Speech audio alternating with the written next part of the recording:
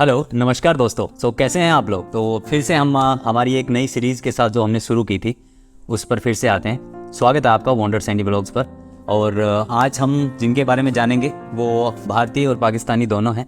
तो आज हम एक नए कवि, एक नए दार्शनिक के बारे में जानेंगे, जिनके बारे में आपको थोड़ा उनकी जीवनी के बारे में बताते हैं, फिर थोड़ा बहुत उनके कंटेंट के बारे में बताते हैं, जिनको आप गूगल पे जाके सर्च कर सकते हैं, देख सकते हैं। और बहुत सारे ऐसी वेबसाइट भी हैं जहाँ पे जाके उनको पढ़ सकते हैं। और उनकी बुक्स अगर आप खरीद कर पढ़ते हैं तो माशाल्लाह ये तो अलग ही बात होगी। मैं शुरुआत करता हूँ उनके एक छोटे से शायर से, ठीक है। तो उनका शेर मैं पेश करता हूँ पहले।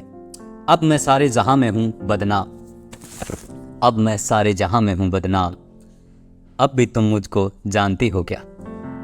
आज हम पढ़ेंगे जॉन एलिया के बारे में।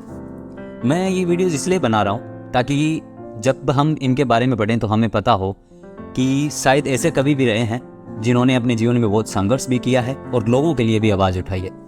ये थोड़े वामपंथी सोच के थे, बट हमेशा लोगों के बारे में सोचते थे। जब तक ये इंडिया में थे, भारत में जब तक रहे, तब तक इन्होंने भारत के बारे में बहुत कुछ किया, भारत के बारे में बहुत कुछ लिखा, भारत के ऐसे लोगों के बारे में लिखा जो देश का भला नहीं चाहते थे। हमेशा एक ऐसी विचारधारा रखी जो देश को आगे बढ़ाने में उनकी लोगों की हेल्प करे, सहायता करे।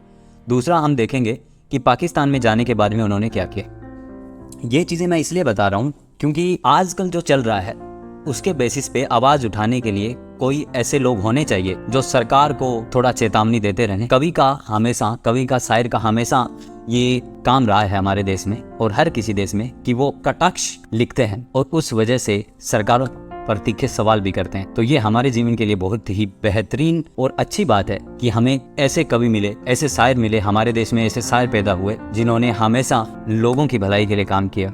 चलिए शुरू करते हैं। अब मैं बताता हूँ इनकी थोड़ा जीवनी के बारे में बता देता हूँ। जॉन एलिया जो थे, उनका पूरा नाम सैयद हुसैन सिमते असगार नकवी था। इनके पिताजी का नाम, जो उस टाइम में अमरोहा में पैदा हुए थे, अमरोहा यूपी में पड़ता है, अमरोहा में पैदा हुए थे। इनके पिताजी का नाम शफीक एलिया था, जो साहित्य और खगोल विद्वान थे। और जब इनका जन्म हुआ था 14 दिसंबर 1931 को उत्तर प्रदेश में, तब इनके पिताजी जो थे वो इंडिया में ही, भारत में ही जॉब करते थे।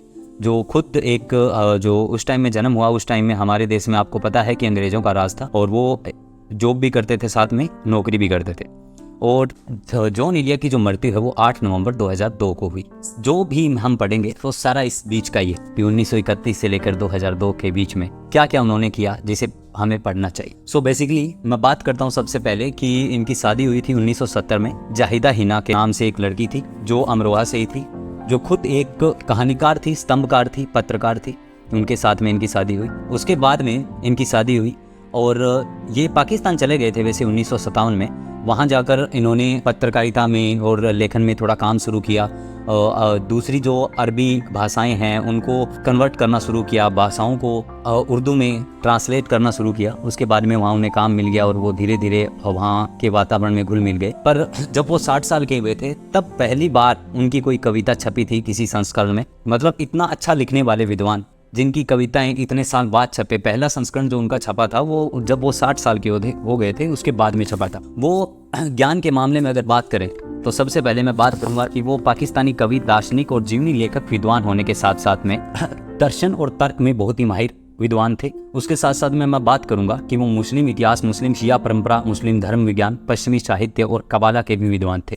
जब उनका तलाक हुआ था 1980 में, जब उनका तलाक हुआ था उसके बाद से उनके जीवन में बहुत बदलाव हुए। वो इतने दुखी हुए कि उस तलाक के बाद वो कभी उबर नहीं पाए।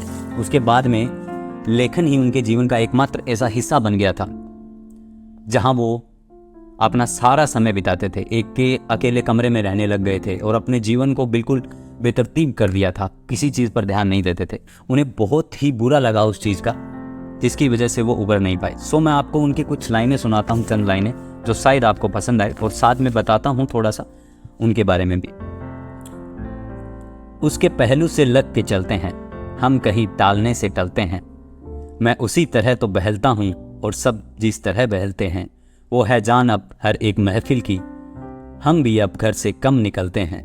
क्या तकल्लुफ करें ये कहने में, जो भी खुश हैं हम मुझसे जलते हैं। बहुत ही शानदार लेखन है उनका। जब भी मैं पढ़ता हूँ तो हमेशा ये लगता है कि यस, कुछ ऐसा पढ़ना चाहिए जो हमारे लिए ऐसा महसूस हो सके, हमें ऐसा महसूस हो सके कि जो हमारे जीवन में जो चल रहा है उससे कनेक्ट कर पाए। जब भी मैं इनकी कविताएं पढ़ता हूँ मुझे हमेशा ऐसे ही लगता है। एक कवि थे परिजादा कासिम के नाम से, उन्होंने जॉन के बारे में लिखा था, मैं आपको पढ़ के सुना देता हूँ। जॉन भाषा के मामले में बहुत खास थे, जबकि उनका उपन्यास शास्त्रीय परंपरा में निहित है। वे नए विषयों को छूते हैं। वे जीवन भर एक आदर्श की तलाश में रहे। अंततः आदर्श को खोजने में असमर्थ होने पर वह क्रोधित और निराश हो गया। उसने महसूस किया, शायद इसी कारण से, कि उसने अपनी प्रतिभा को बर्बाद कर दिया। तलाक उनके जीवन का सबसे अहम हिस्सा रहा। उनके कुछ कविता संग्रह हैं, आप गूगल पर जाकर सर्च कर सकते हैं, पढ़ सकते हैं। मैं बता देता हूँ। सुखन मेरी उदासी, जख्म ए उम्मीद, मुबाड़ा, तुम्हारे और मेरे दरमियान, कितांत, शायद जॉन एलिया की तमाम गजलें। तो आप जाकर इनको गूगल से पढ़ सकते हैं, जो आपको महसूस कराएंगे कि किस तरीके से आपके जीवन में क्या चल रहा है। वो आज भी जो 20वीं सदी में जो चीज़ें लिखी गई है वो आज भी हमारे जीवन से कनेक्ट करती है। 2020 में बुलावा नाम से एक सॉन्ग आया था, पंजाबी रैपर है, तो वो भी उन्होंने भी इनकी गज़लें हैं वही प्रस्तुत की थी, तो आप उनको भी देख सकते हैं, एक बार उस गाने को सुन सकते हैं। पाकिस्तान में साम्यवाद के समर्थन में हमेशा रहे और उन्होंने जो भी लिखा हमेशा काफ़ी बार कंट्रोवर्सी में रहा। सो मैं आपको उनकी कुछ और गज़लें सुना देता हूँ और इसी के साथ हम आज का ये वीडियो है वो ख़त्म करते हैं। उसके होठों पे रख के होठ अपने, बात ही हम तमाम कर रहे हैं।